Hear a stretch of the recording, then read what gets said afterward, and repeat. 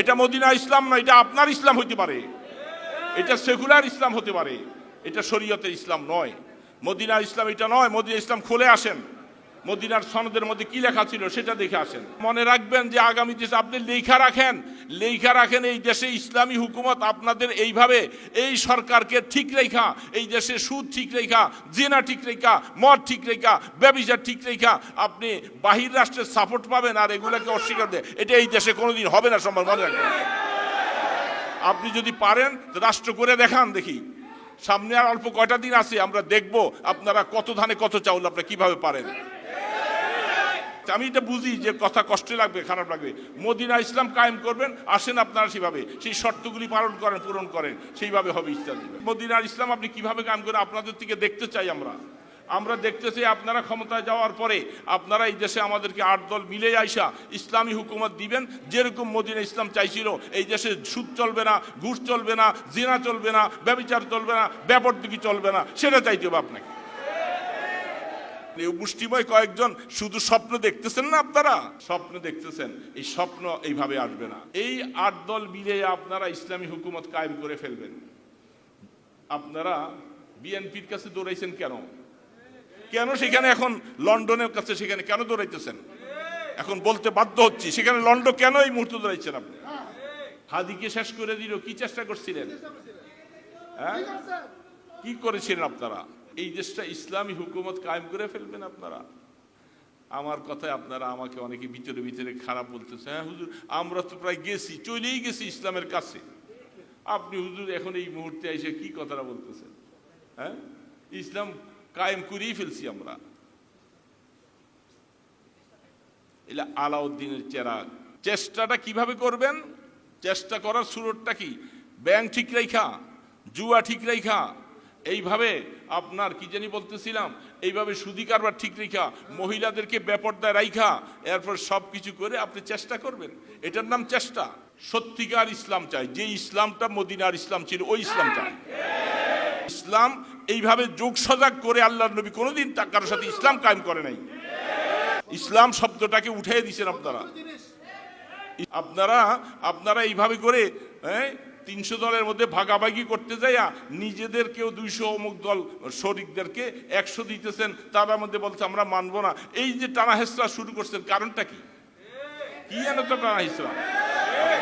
রাষ্ট্র করে ফেলবেন আপনারা, ফ্যাসিস্ট সরকারের সাথে যোগ করবেন, সেকুলারদের সাথে যোগ করে আপনি কোন রকম দেখাইতে চান, এটা দেখানো সম্ভব হবে না কোনোদিন। মনে রাখবেন, ইসলাম যদি কায়েম করতে চান পুরোপুরি করেন, পুরোপুরি ইসলাম কায়েম করেন, তাহলে এই দেশের শতকরা 90% লোক আপনাকে সাপোর্ট করবে। আল্লাহ সুবহানাহু ওয়া তাআলা আমাদেরকে বুঝবার তৌফিক দান করেন। এই দেশ সেকুলার আমরা চাই, যেহেতু আমি নিজের মধ্যে কিছু ইসলাম বাস্তবায়ন করতে চাই, আমি ইসলামকে ভালোবাসি, কিন্তু সংখ্যায় 95 নয় 96 98% মানুষ তারা ভালো করে বুঝে ইসলাম যদি এই দেশে কায়েম হয় আমার স্বাধীনভাবে চলা রাস্তা বন্ধ হয়ে যাবে। আমি মদের লাইসেন্স পাবো না, আমি ঘুষ এইভাবে করে সমাজের মধ্যে চাকরি নিয়া ঘুষ, এটা চলবে না। চুরি যদি করা হয় তাহলে উপযুক্ত প্রমাণ সহ পাইলে হাত কেটে দেওয়া হবে।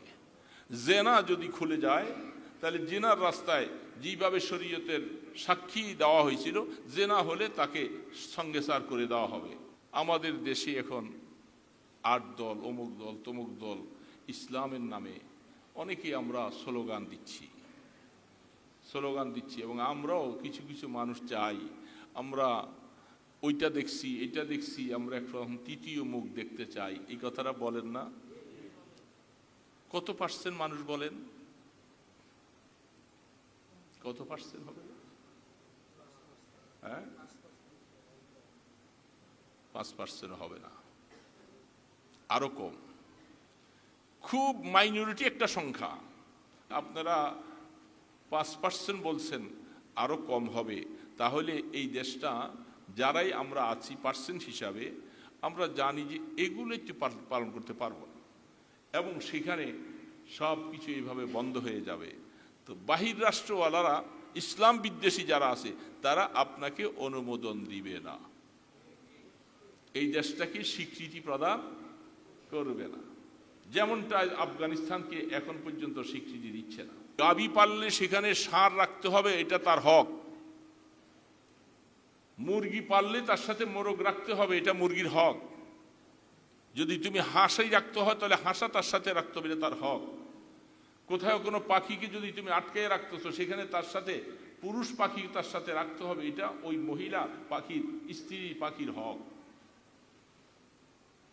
এদের হককে তুমি যথাযথ যদি তুমি আদায় করার ব্যবস্থা না করলা, তুমি আল্লাহ পাকের কাছে কঠিন শাস্তির সম্মুখীন হবে।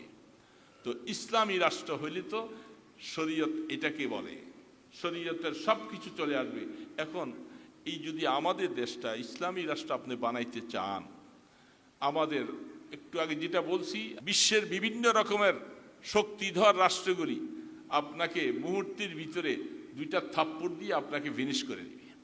আপনি নারীদেরকে স্বাধীনতা দিবেন না, নারীরা এইভাবে বেপর্দায় চলবে, তারা স্বাধীনভাবে ঢাকায় কোথায় কোনো হোস্টেলে কোনো জায়গায় তার মনের মানুষকে নিয়ে এসে রাত্রি যাপন করবে, এটা হতে দিবেন না। আর আমরা বাহির রাষ্ট্রওয়ালারা, ইসলাম বিদ্বেষীওয়ালারা আপনাকে খুব পুতুলের মতো আরামে বৈশা বৈশা সহযোগিতা করব, তা তো কোনোদিন হতেই পারে না।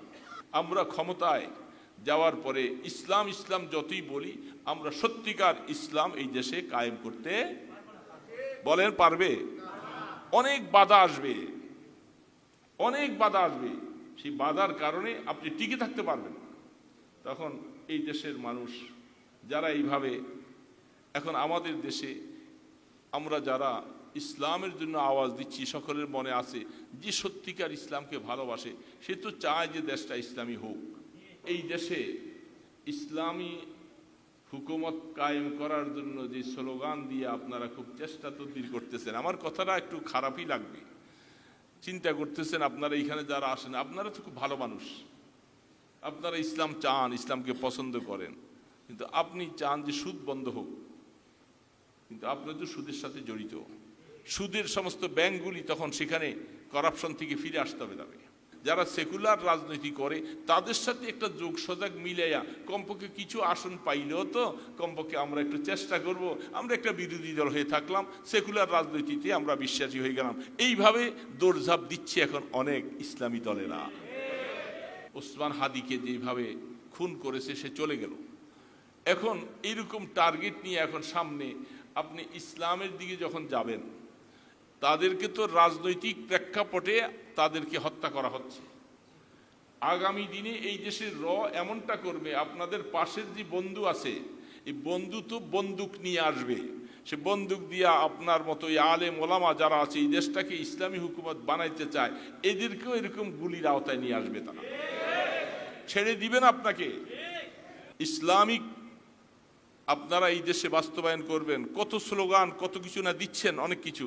এখন আপনাদের বিভিন্ন রকমের সুর পাল্টে যাচ্ছে, কারণ ওই বড় মিয়ারা চাপ দিতেছে, এই ইসলাম যদি কায়েম করতে চাস তাইলে আমাদের সহযোগিতা পাবি না।